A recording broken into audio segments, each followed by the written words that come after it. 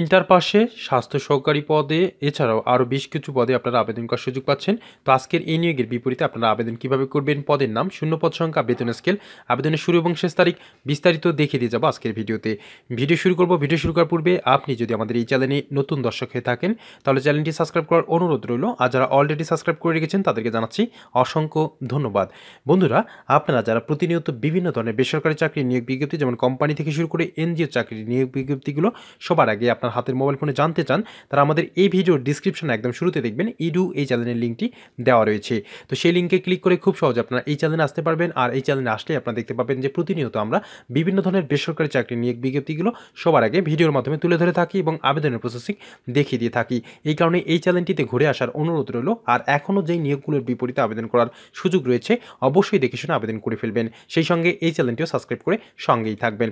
তো আপনারা দেখতে পাচ্ছেন যে স্বাস্থ্য ও পরিবার কল্যাণ মন্ত্রণালয়ের আওতাধীন সিভিল সার্জনের কার্যালয়ে আপনারা শুরুতেই ক্রমিক একই উল্লিখিত পদের নাম 60 মুদ্রা করে কাম কম্পিউটার অপারেটর গ্রেড 14 অনুসারে 24,680 টাকা বেতনে একটি শূন্যপদের বিপরীতে গ্রাজুয়েশন পাশে আবেদন করার সুযোগ পাচ্ছেন। এছাড়াও দ্বিতীয় কর্মীকে উল্লিখিত পদের নাম পরিসংখ্যানবিদ 5টি শূন্যপদের বিপরীতে 14তম গ্রেডে 24,680 টাকা বেতনে গ্রাজুয়েশন পাশে আবেদন করার সুযোগ পাচ্ছেন। এবং তৃতীয় ক্রমিকে উল্লিখিত পদের নাম স্টোর কিপার 8টি শূন্যপদের বিপরীতে 16তম গ্রেডে 22,490 টাকা বেতনে ইন্টার পাশে আবেদন করার সুযোগ পাচ্ছেন।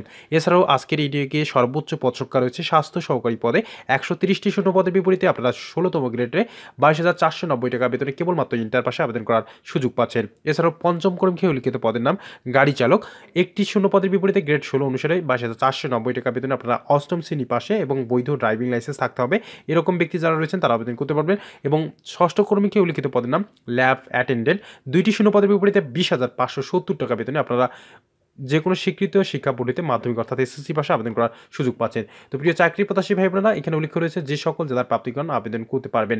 প্রাপ্তিকে পাবনা জেলার স্থায়ী বাসিন্দা হতে হবে এবং শুধুমাত্র স্বাস্থ্য সহকারী পদের ক্ষেত্রে প্রাপ্তিকে অবশ্যই সংশ্লিষ্ট উপজেলাধীন ইউনিয়নের স্থায়ী বাসিন্দা হতে হবে, তবে সংশ্লিষ্ট সাবেক ওয়ার্ডের প্রাপ্তি অগ্রাধিকার পাবেন। তো আজকের এই নিয়োগের বিপরীতে আপনারা কেবলমাত্র এই দেখতে পাচ্ছেন পাবনা জেলার স্থায়ী বাসিন্দা যারা রয়েছেন তারা আবেদন করতে পারবেন, অন্যথায় আপনারা আবেদন করার কোনো সুযোগ পাচ্ছেন না অন্য জেলার যারা প্রাপ্তি রয়েছেন। তো আপনাদের জেলায় বা আপনার উপজেলাতে কবে নাগাদ এই ধরনের নিয়োগ বিজ্ঞপ্তি আসতে চলেছে এটি জানতে হলে অবশ্যই আমাদের চ্যানেলটি সাবস্ক্রাইব করে সঙ্গেই থাকতে হবে, তাহলে আপনার এই ধরনের নিয়োগ আসা মাত্র আমাদের চ্যানেলে পেয়ে যাবেন।